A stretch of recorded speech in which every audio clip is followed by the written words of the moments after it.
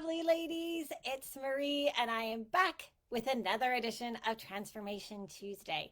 So, today we're talking about something that comes up a ton, and that is how to feel in control during your pregnancy and birth, especially when honestly there are some things that are tricky to control inside of that journey. And so, how do you maintain a feeling of being in control when so much of this is outside your control? So, this is something that I get asked a lot. So, I really wanted to dive in and give you some really good tools. Now, I think the first thing we need to do is acknowledge that as humans we really need security. In fact, if you look at Maslow's hierarchy of psychological needs, security is number 2, right after the basic human physical needs like for shelter, food, and water. So this is like a very critical part of our emotional well-being. And so it is inherent that we want to feel that sense of security. But at the same time, there is a level of uncertainty around pregnancy and birth that is just inherent to the process. And one of the first ways that the mind copes with that uncertainty is with worry. And if you've ever wondered why do you worry so much, it's your brain trying to deal with all of that uncertainty and trying to help you feel more in control. The trouble is that worry is probably the least effective mental tool that you can use to deal with that uncertainty. And so what I want to do today is I want to give you better tools, things that will help you truly thrive despite this uncertainty that comes with the territory. So, and why this also matters so much is because this is about our agency. And agency is the ability to advocate for ourselves so that we can take the course of action that is best for us. And advocacy and having that feeling of power in your own life is a key part. And this is why we try to get control, even in situations where, it's hard to do. So, where I like to start today was with the Serenity Prayer. So you might be familiar with this prayer, but it's a really good place to start. So it was written by a minister and it goes like this: God, grant me the serenity to accept the things I cannot change, the courage to change the things that I can, and the wisdom to know the difference. And so what I want to deal with first is that last line of it, the wisdom to know the difference. How do we figure out that? And some of the mental tools is around creating the amount of mental space that you need in order for the mind to have that inner wisdom. So being aware of our inputs, it's really, really easy to get overstimulated in our modern day world.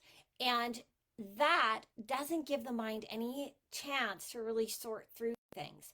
So what we want to do is we want to do activities that give our mind spaciousness. That is going to help us to dig into that inner wisdom. So research shows that mind breaks are really good for helping us to evaluate our options more clearly. So things like going for a walk, meditating, relaxing and listening to a song that you really like while not doing anything else. All of those create that mind break. Any sort of repetitive physical activity where you move your body, that's where yoga is fantastic.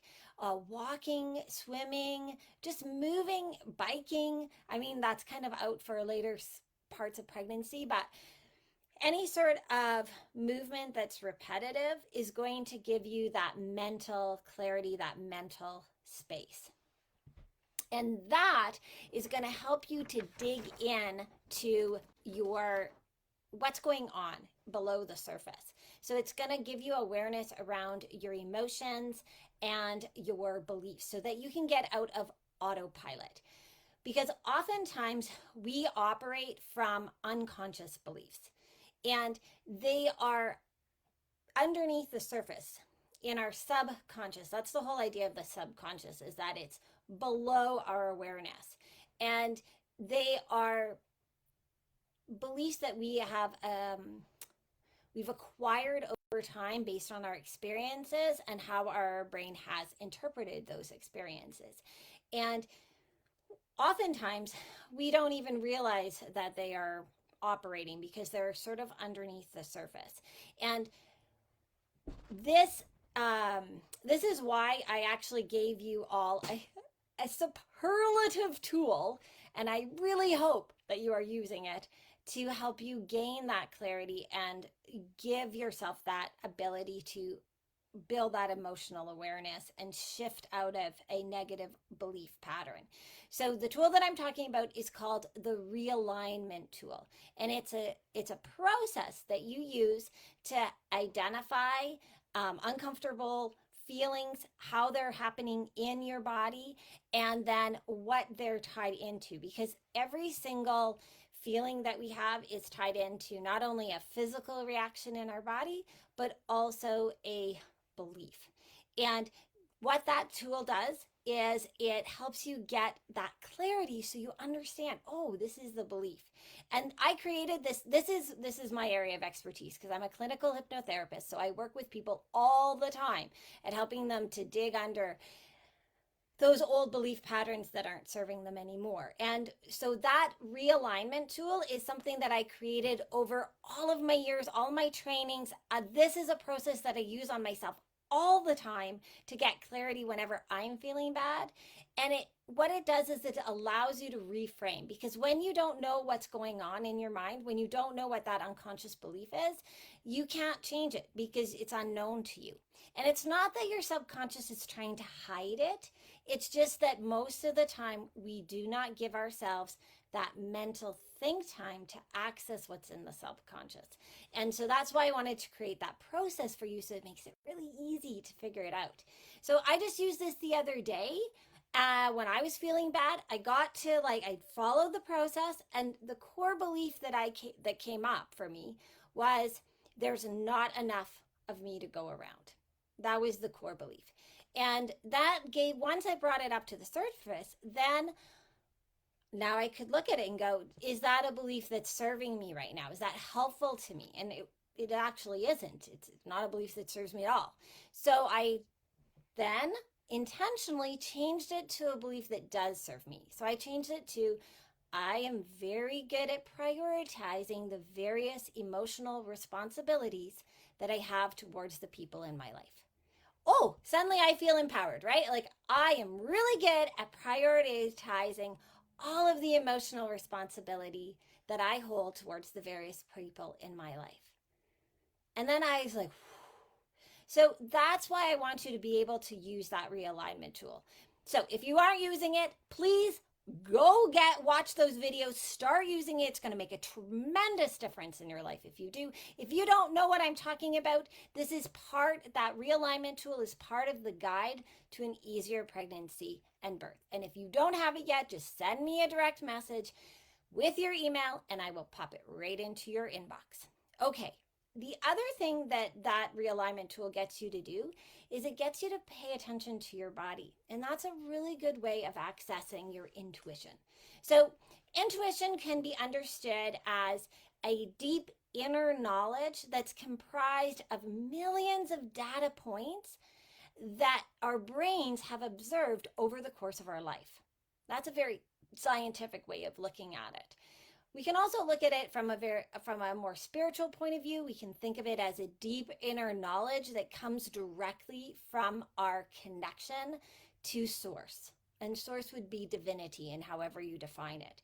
And either way, intuition is that deep inner knowing. And using your body, because we all have that, have had experiences with, gut reactions or gut feeling. Our body is a great way to tap into it. So that's why there's that body piece in the realignment tool. So all of this is going to give you that clarity about that wisdom so that you know what are the controllables, what can you control. And then as you start to practice with building that, I'm going to find my notes on this because I had so much stuff. As you start to build that wisdom, then what you can start to do is discover more clearly what are the actual parts that are completely outside of your control. The parts where you have wiggle room. Wiggle room is influence. You can't control it 100%, but you can influence. And then the parts that you can fully control. And what we want to do is we want to direct that energy. We don't want to spend any of our energy on the stuff that we fully can't control because there's no point. We can't control it. So any energy that we spend there is wasted energy. And so we want to redirect that energy to those places where we have influence. And this is like, for example, gestational diabetes, right? It's fairly outside your control, 100%. However, you can really influence it. And if you get diagnosed with it, you can dig in, right? And you can get, expert advice from a naturopathic doctor or a holistic nutritionist or a registered dietitian or your OB, and you can really influence how that plays out in your pregnancy. So that's where that idea of where is the wiggle room? Where can I exert some control over this experience, even if I can't control all of it? And remembering that we always have control over our own inner selves, right? So sometimes in a situation, we can't control the external, but we can control the internal. And that's where something like the Realignment Tool, a lot of the mindset tools that I teach inside Better Birth are all around how do we build that mindset, that challenge mindset that allows us to control the inner experience, even if we can't control the outer experience. So that's another really important piece. Another really good strategy is when you're faced with a situation that is outside of your control, find something else in your life, even if it's something very small, that you can control. And when you exert control over that small area, there's this like spillover effect. So for example, you can organize one of those kitchen drawers that's, like a catch-all and ends up with having a bunch of different stuff in it. When you organize that drawer, that feeling of, this is nice and controlled and organized, suddenly spills over into other areas of your life. So whenever you're faced with a big thing that you can't control, let's say something happens in labor that's big that you can't control, find something small that you can control. And that'll give that feeling of control that will start to spill over. All right.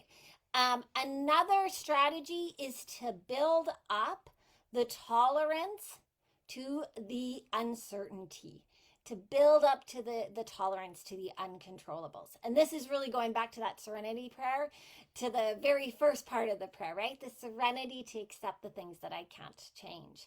And so this is the idea of going with the flow. And like other things, you can practice this. So you can practice surrendering control in an area that's not too critical. So like, let's say that in your partnership, you are the person who generally makes plans for the weekend. Well, one weekend, allow your partner to create all the plans and surrender control. Do not have any input, just let them plan it out. So what it's doing is it's teaching you that you can just let go with the flow, and it builds that tolerance for uncertainty. And it's a muscle, right? Just like emotional resiliency, it's a muscle. The more that we can exercise it, then the stronger it's going to be, going to build it up for us.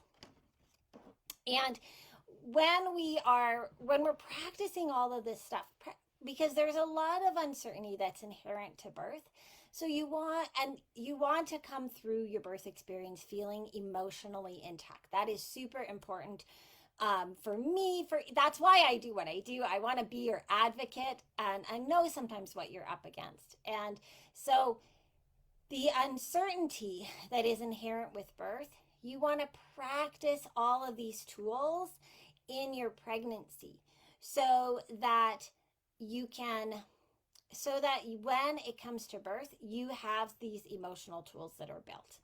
So I'm hoping, so like to recap this a little bit, first step, right, is we're going to create the emotional space to dig into our inner wisdom, find out what our inner programming is so that we can get clarity. Then we are going to look for the wiggle room, the spaces where we can influence. We're going to focus on doing the inner work so that even though the external world, there are certain things out there that we can't control, we're going to focus on controlling the inner world. So the inner reaction to those things. And we are going to get more tolerant to a level of uncertainty. And we're going to practice this through our pregnancies so that when you get to your birth, you have these skills really well developed. All right. I hope this was helpful for you. Love sharing every Tuesday with you. If you have other topics you'd like me to